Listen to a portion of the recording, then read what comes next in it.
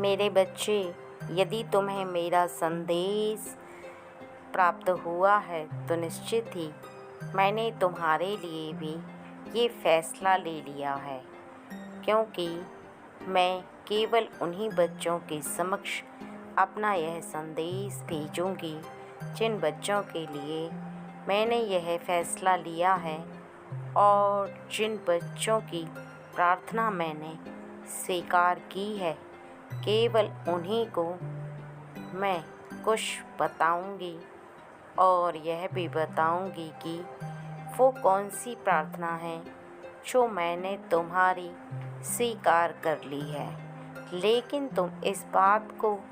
जान लो और समझ लो कि तुम्हारी प्रार्थना स्वीकार कर तुम्हारी वह इच्छा पूरा करने का मेरा यह फ़ैसला तुम्हें निश्चित ही प्रसन्न कर देगा और प्रसन्नता मन तुम झूमने लगोगे। लेकिन उससे पहले तुम्हें मेरी कुछ बातों को बहुत ही ज़्यादा ध्यान से सुनना और कुछ बातों पर ध्यान देना अति आवश्यक है। तुम्हें एक बात भली भांति समझना होगा कि जीवन में कभी भी कोई भी व्यक्ति जब कुछ मेरे समक्ष आता है तब उसकी कोई न कोई मनोकामना होती है, और वह जब मेरे समक्ष खड़े हुए मुझसे कोई भी प्रार्थना करता है तो कई बार मैं भी विवश हो जाती हूँ। उस प्रार्थना को स्वीकार करने के पश्चात भी उसकी उस मनोकामना को पूरा होने में कुछ विलंब होता है, क्योंकि सही समय और तुम्हारे जीवन में जो सही है वह इच्छा ही तुम्हारी पूर्ण की जाती है। बस फ़र्क इतना होता है कि तुम कई बार जिस बात के लिए सोचते हो वह पूर्ण नहीं हो पाती, और अचानक से कोई ऐसी इच्छा पूर्ण हो जाती है जिसके बारे में ना तो तुम पहले से सोच रहे होते हो और ना ही तुम्हारी सोच वहाँ तक जा पाती है। तुम सोचते कुछ और हो और हो कुछ और जाता है। लेकिन ऐसे में तुम्हें बहुत ही ज़्यादा आश्चर्य होता है और तुम्हारी खुशी का ठिकाना नहीं होता। तुम्हारे हृदय में खुशी अत्यंत होती है और तुम्हारा हृदय इस बात पर विश्वास नहीं कर पाता कि यह सच में सत्य हो रहा है, क्योंकि तुम्हारे जीवन में तुम्हारे लिए क्या सही है और क्या सही नहीं है यह दैवी शक्तियाँ निर्णय लेती हैं, और जो तुम्हारे लिए सही होता है वह तुम्हें प्राप्त करा दिया जाता है, और जो तुम्हारे लिए सही नहीं होता उस बात के बारे में दैवी शक्तियाँ काफ़ी विचार करने के पश्चात ही यह फैसला लेती हैं कि तुम्हारे जीवन के लिए यदि यह इच्छा पूर्ण कराना अति आवश्यक है, तभी तुम्हारे जीवन में तुम्हारी उस इच्छा को पूर्ण कराया जाता है। क्योंकि हर इच्छा को पूर्ण न होने के पीछे भी कुछ कारण होता है, और यदि कुछ इच्छाएं पूर्ण हो जाती हैं उसके पीछे भी कुछ कारण होता है।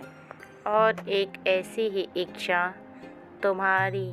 शीघ्र ही पूर्ण होने जा रही है जिससे तुम्हें प्रसन्नता के साथ साथ तुम्हारी कुछ जिम्मेदारियां भी बढ़ने वाली हैं। उससे पहले तुम्हें मेरी बातों को कुछ विस्तार से समझना अति आवश्यक है। वो इसलिए क्योंकि जब कुछ प्राप्त होता है तो तुम्हारे कार्यों में कुछ परिवर्तन आ जाता है,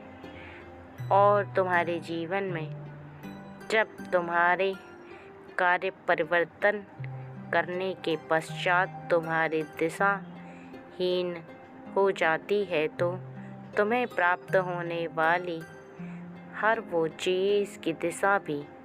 बदल जाती है। क्योंकि कई बार इच्छाओं को पूर्ण होने के पश्चात किसी भी व्यक्ति के हृदय में क्या विराजमान होता है यह कोई नहीं जानता, क्योंकि कई बार विराजमान होने वाला अहंकार व्यक्ति को उन्नति से अवनति की ओर ले जाता है और कई बार व्यक्ति लोगों को अहमियत देना बिल्कुल से छोड़ देता है और कोई व्यक्ति दूसरों के प्रति इस प्रकार का भाव रखने लगता है कि जीवन के लिए सही नहीं होता, क्योंकि जब तुम्हारे किए गए कर्मों के फलस्वरूप तुम्हारी ऐसी कोई इच्छा पूर्ण होती है जिसे पूर्ण होने के पश्चात तुम्हें निश्चित ही प्रसन्नता हो, लेकिन यदि तुमने अपने हृदय के अंदर परिवर्तन आने दिया या अपने कार्यों में परिवर्तन आने दिया तो निश्चित ही तुम अपनी इच्छा को पूर्ण करने के पश्चात आगे के सभी मार्गों को बंद करते चले जाते हो। इसलिए मैं केवल तुमसे इतना कहना चाहती हूँ कि जीवन में परिवर्तन होना निश्चित है तो होने दो, लेकिन अपने हृदय के अंदर परिवर्तन कभी लेकर मत आना, क्योंकि जीवन में परिवर्तन ना हो तो ना कोई भी व्यक्ति उन्नति कर सकता है और ना ही कोई व्यक्ति अपने कर्मों का फल प्राप्त कर सकता है। इसलिए जीवन में परिवर्तन होना अति आवश्यक है, लेकिन निश्चित ही जब किसी के स्वभाव में और हृदय में परिवर्तन आता है तो उसके नेचर को पूरी तरह से बदल कर रख देता है। वह किसी भी इंसान को सही से इंसान नहीं समझ पाता और वह इस बात का भाव भी भूल जाता है कि पहले वो क्या था और अभी के समय में वो क्या है और आगे चलकर उसका क्या होगा। अर्थात वह परिस्थितियों को समझना और उन्हें भाव देना भूल जाता है, क्योंकि उसका परिवर्तन होता जीवन उसे इस बात का एहसास बार बार दिलाता है कि वह एक बहुत ही बड़ा इंसान बन चुका है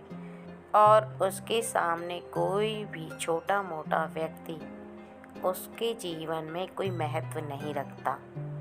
लेकिन कई बार इंसान के जीवन में होता परिवर्तन उसके हृदय में परिवर्तन लेकर नहीं आता, क्योंकि जब व्यक्ति को इस बात का एहसास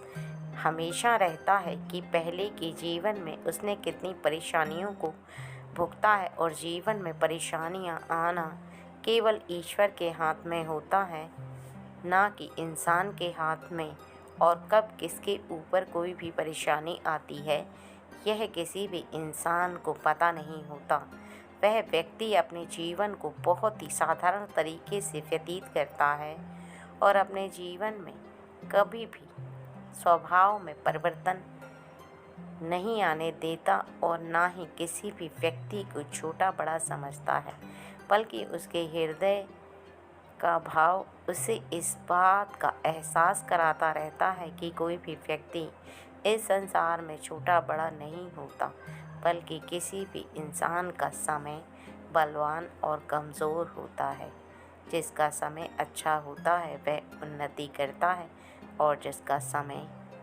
खराब होता है वह अवनति करता है। यदि कुछ ज़रूरी है तो केवल वो कर्म जिससे कि तुम अपने भाग्य के दरवाजे को खोल सकते हो, क्योंकि कर्म ही वो शक्ति है जिसके बल पर तुम किसी भी भाग्य के दरवाजे को खटखटाकर उसे खुलवा सकते हो। अन्यथा तुम्हारे जीवन में कोई भी ऐसी चीज़ नहीं है जो तुम्हारे भाग्य को खोल सकती है, क्योंकि जन्म लेने वाले बच्चे का भाग्य कैसा होगा यह उसकी जन्म लेने के पश्चात जैसे जैसे वो बड़ा होता जाता है और धीरे धीरे करके अपने कर्मों को करना प्रारंभ करता है। किसी के जीवन में किसी की इच्छा यदि पूर्ण होती है तो उसके पीछे चाहे जो भी वजह हो, लेकिन उस व्यक्ति को हमेशा अपने पीछे के समय को कभी नहीं भूलना चाहिए। और अब मैं तुम्हें वह ज्ञात कराती हूँ कि तुम्हारी ऐसी कौन सी इच्छा है जो शीघ्र ही पूर्ण करने वाली हूँ, और उसके पीछे का कारण केवल इतना है कि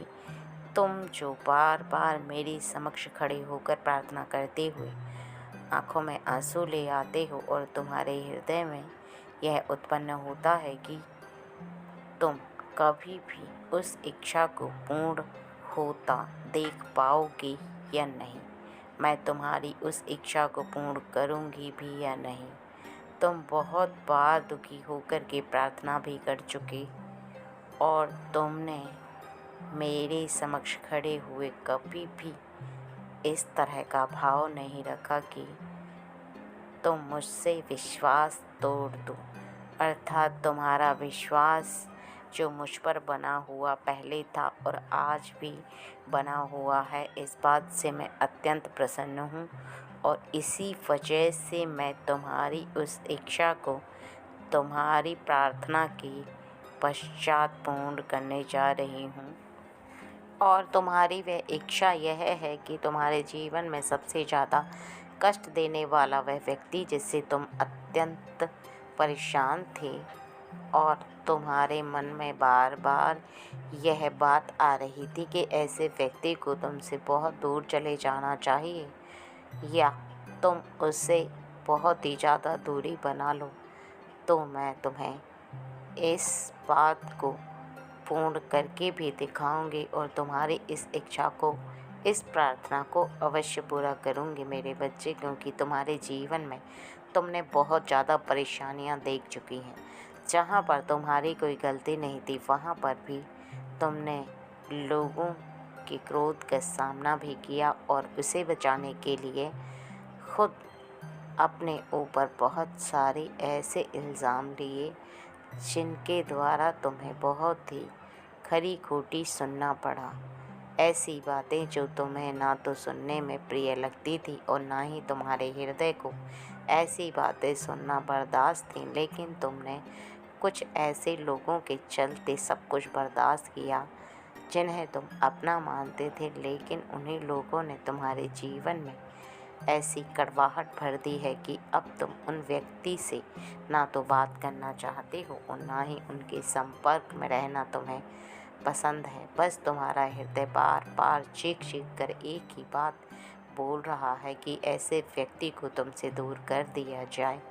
तुम जब भी मेरे समक्ष खड़े होते हो तो तुम्हारे मुख से एक ही बात निकलती है कि माँ, मैं अब उसके साथ नहीं रहना चाहता। और यह देखकर मेरा भी हृदय करुण से भर गया मेरे बच्चे। मैं इस बात को भली-भांति जानती हूँ कि जहाँ पर तुम्हारा दोष नहीं, वहाँ पर भी तुम्हें किसी दूसरे की बातें सुननी पड़े तो कितना कष्ट होता है हृदय को,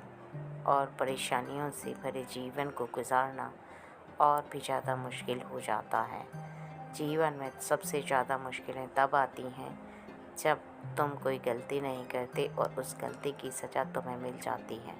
अर्थात ऐसा कोई भी कार्य जिस व्यक्ति के द्वारा किया गया हो और वह तुम्हारा कोई अपना हो या तुमसे कोई रिश्ता रखने वाले व्यक्ति को यदि तुम बचाने के लिए लग जाते हो तो तुम खुद ही उसमें फंस जाते हो। ऐसे में तुम्हारी दुविधाएं और भी ज़्यादा बढ़ जाती हैं। ना तो तुम अपने जीवन को सही से जी पाते हो और ना ही प्रसन्न रह पाते हो। ये ठीक उसी प्रकार होता है जिस प्रकार एक ऐसा फूल जो कि सूख चुका है और उसमें बार बार पानी देने से वह खिलता नहीं, लेकिन हमारी उम्मीद उस पर हमेशा लगी रहती है कि वह फूल कभी न कभी अवश्य ही खिलेगा। हम बार बार उस पेड़ के अंदर पानी डालते हैं, खाद डालते हैं, लेकिन जब वह फूल एक बार सूख जाता है तो पुनः वह कभी नहीं खिल पाता। लेकिन हमारी उम्मीदों के चलते हमें कष्ट उठाना पड़ता भी है और दुख भी होता है कि वह फूल जो कि हमें बहुत ज़्यादा प्रिय है और हमारे हृदय और आँखों को बहुत भाता है, वो पुनः क्यों नहीं खिल रहा, क्योंकि वो फूल हमें देखने में बहुत ज़्यादा सुंदर और लुभावना लगता है और हम उस फूल की तरफ आकर्षित तो होते ही हैं।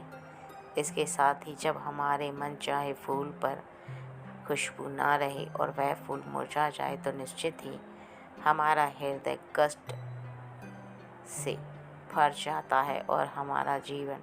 और भी ज़्यादा कष्टमय गुजरने लगता है। क्योंकि जब भी किसी इंसान के जीवन में परेशानी उसे घेर लेती है तो उसका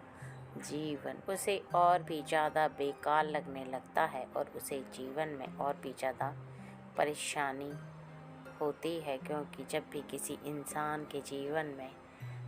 ऐसा कष्ट हो जिसमें उसके जीवन में कुछ इज्जत कम हो और उसका मान सम्मान किसी कारणवश घट जाए तो उसका जीवन उसे व्यर्थ लगने लगता है और उसे ऐसा आभास होता है कि जीवन में अब कुछ नहीं बचा। क्योंकि उसकी कोई गलती भी नहीं है, लेकिन फिर भी वह कुछ परेशानियों को भुगत भी रहा है और अपने मान सम्मान को पूर्ण रूप से खो रहा है। क्योंकि यदि एक बार मान सम्मान किसी भी व्यक्ति की नज़रों में कम हो जाता है तो पुनः उस प्रकार का मान सम्मान प्राप्त नहीं हो पाता। जब किसी व्यक्ति को ऐसा आभास होने लगता है तो निश्चित ही उसके पास एक ही रास्ता और एक ही उपाय बचता है कि वो ईश्वर की शरण में चला जाए और ईश्वर से प्रार्थना करे कि उसके जीवन में जो उसे परेशानियों का सामना करना पड़ रहा है वह परेशानी उसे न घेरे, अर्थात उसके जीवन में हो रही परेशानी उससे दूर कर दी जाए तो वह बहुत ही ज़्यादा प्रसन्न मन रहेगा और जीवन में उसे कोई भी कष्ट नहीं होगा। और तुम्हारी यह परेशानी मुझे और भी ज़्यादा परेशान कर रही है, क्योंकि अब मैं भी यह देख नहीं पा रही हूँ कि तुम्हें उस कर्म की सज़ा मिल रही है जो कर्म तुमने किया ही नहीं। अर्थात तुम्हें ऐसे लोगों का सामना करते हुए देख मुझे बहुत कष्ट हो रहा है मेरे बच्चे। इसलिए मैंने बस तुम्हारे लिए ये फ़ैसला लिया है कि मैं उस व्यक्ति को निश्चित ही तुमसे दूर कर दूँगी। वो व्यक्ति स्वतः ही तुमसे दूर चला जाएगा, क्योंकि उसके मन की जो विचारधारा है उसमें परिवर्तन करना मेरा कार्य है। और उसका मन इस प्रकार से सोचेगा कि वो तुमसे दूर जाए, क्योंकि वो तभी तुमसे दूर जा पाएगा जब उसका मन तुमसे दूर होगा। और धीरे धीरे करके वो अपने आप ही तुम्हें छोड़कर चला जाएगा। तुम्हारे जीवन का हर कष्ट मिट जाएगा और जो तुम परेशानी उठा रहे हो वो भी दूर हो जाएगी। क्योंकि किसी भी ऐसे इंसान के निकट रहने से जो तुम्हारे जीवन में परेशानी आई है उस व्यक्ति को तुम अपने आप से दूर जाने के लिए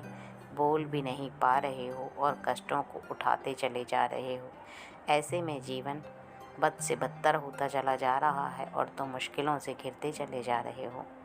तुम बार बार रोने जैसा चेहरा बना लेते हो और मेरे करीब आकर जब मुझसे प्रार्थना करते हो तो तुम्हारी वो उदास चेहरे को और भीगी पलकों को देखकर मेरा हृदय और भी ज़्यादा पसीज जाता है। और ऐसा देख मैं भी अब तुम्हारे लिए यह फ़ैसला लेने पर विवश हो गई हूँ। क्योंकि जीवन में किसी भी व्यक्ति को उस कर्म का फल कभी नहीं भोगना चाहिए जो उसने किया ना हो। उस कर्म की सज़ा उसे नहीं मिलनी चाहिए जो वो ना कर रहा हो। अर्थात ऐसा कर्म जो उसके लिए सज़ा बना हुआ है और उसकी परेशानी बना हुआ है, उसका हृदय इस बात को सोचते हुए बहुत ही ज़्यादा दुखी होता है। लेकिन इससे संसार के किसी व्यक्ति को कोई फ़र्क नहीं पड़ता। उस व्यक्ति को भी नहीं जिस व्यक्ति की वजह से उसके जीवन में उसे यह कष्ट उठाना पड़ रहा है। क्योंकि अच्छाई केवल हृदय में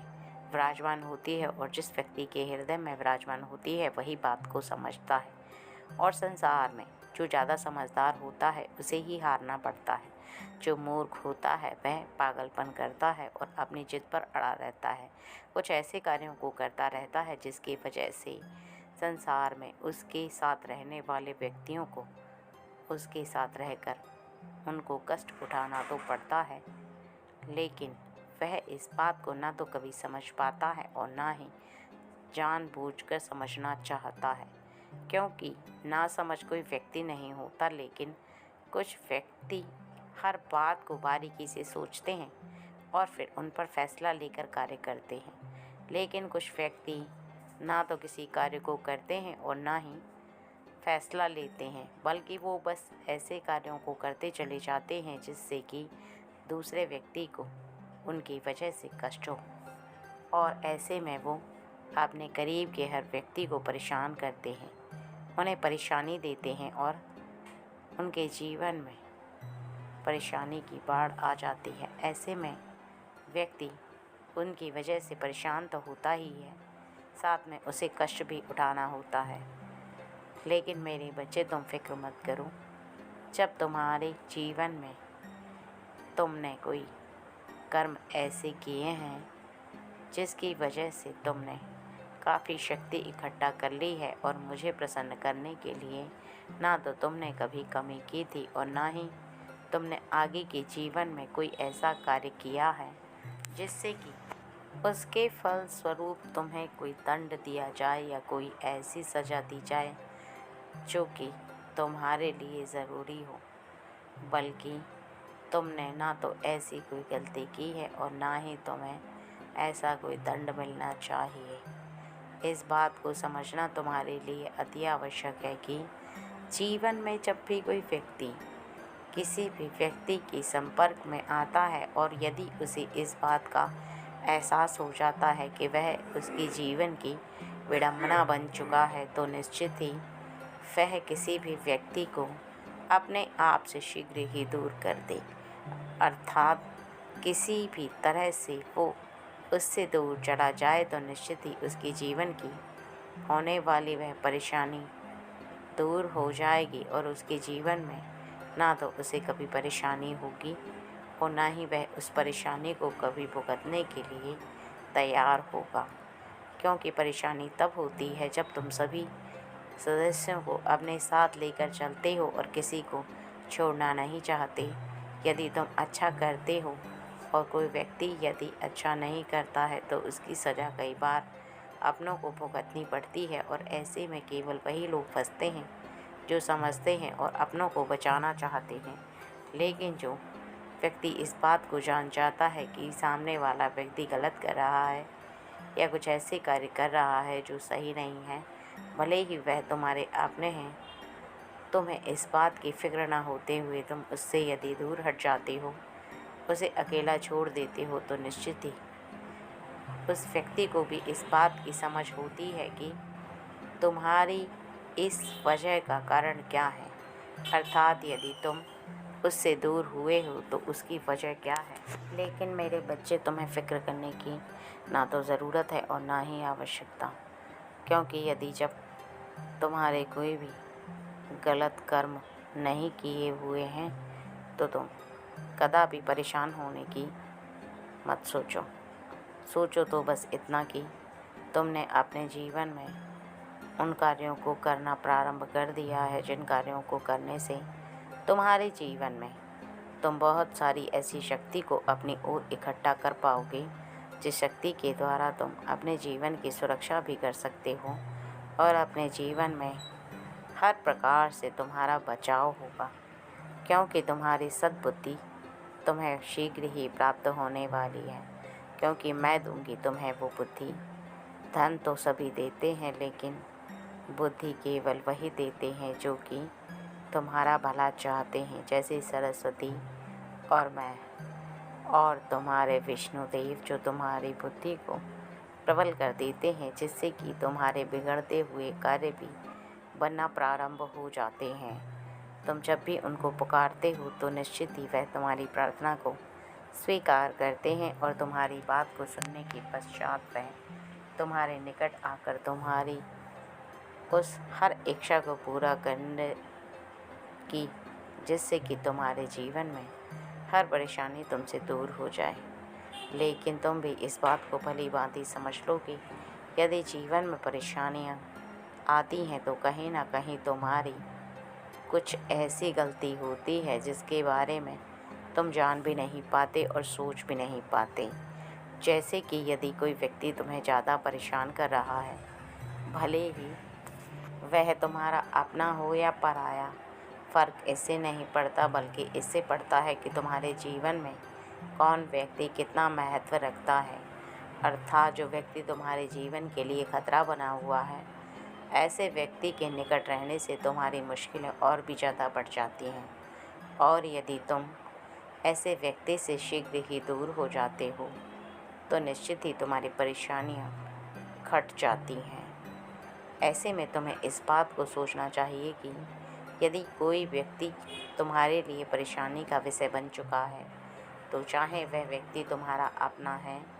तुम उसकी पूर्ण सहायता करना बंद कर दो। क्योंकि ऐसे में यदि तुम जाओगे उसकी सहायता करने, तो निश्चित ही वह तुम्हारे ऊपर अपना पूरा भार डाल देगा, और तुम्हारे ऊपर भार डालने के पश्चात ना तो वह यह समझेगा कि तुम्हारा कोई नुकसान होगा, और ना ही उसे इस बात का आभास होगा कि तुम्हारे ऊपर उसके चलते कोई मुसीबत या परेशानी आ सकती है। अगर वो कुछ समझेगा तो बस इतना कि अपनी परेशानियों को तुम्हारे ऊपर डाल दे और खुद आज़ाद हो जाए। ऐसे में तुम अपनों के चलते ना तो उनसे कुछ कह पाओगे और ना ही इस बात को किसी के समक्ष व्यक्त कर पाओगे। अगर कुछ कर पाओगे तो केवल बर्दाश्त, और बर्दाश्त करते हुए यदि अपने जीवन में उलझ कर रह जाओगे तो निश्चित ही कभी न कभी ऐसा अवश्य होगा कि तुम परेशानी में फंस जाओगे। फंसता वही व्यक्ति है जो अपनों के चलते जीवन में उलझ कर रह जाता है। वो जो करना चाहता है वो कर नहीं पाता, और जिस बारे में वो सोचता है उसमें सोचता ही रह जाता है।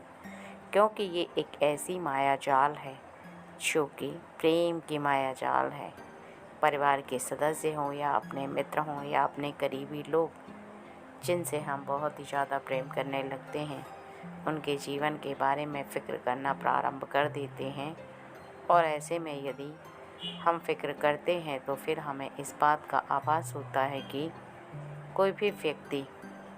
उनके लिए ज़रूरी नहीं कि अहम भूमिका रखता हो। उनके लिए यदि कुछ ज़रूरी है तो बस खुद की खुशी, और खुद के जीवन में वो बस खुश रहें। बाकी उन्हें किसी से ना तो कोई मतलब होता है, और ना ही उन्हें किसी की खुशी छीनने से पीछे हटने में थोड़ी भी शर्म और लाज आती है। क्योंकि इंसान का भली भांति इस बात को जान लेना कि वह किसके लिए क्या सोच रहा है, ये उसकी सोच पर निर्भर करता है, ना कि उसकी चलने पर। कोई भी व्यक्ति कैसी सोच सोचता है और उसकी पहुंच कहाँ तक होती है, यह उसकी सोच पर निर्भर करता है।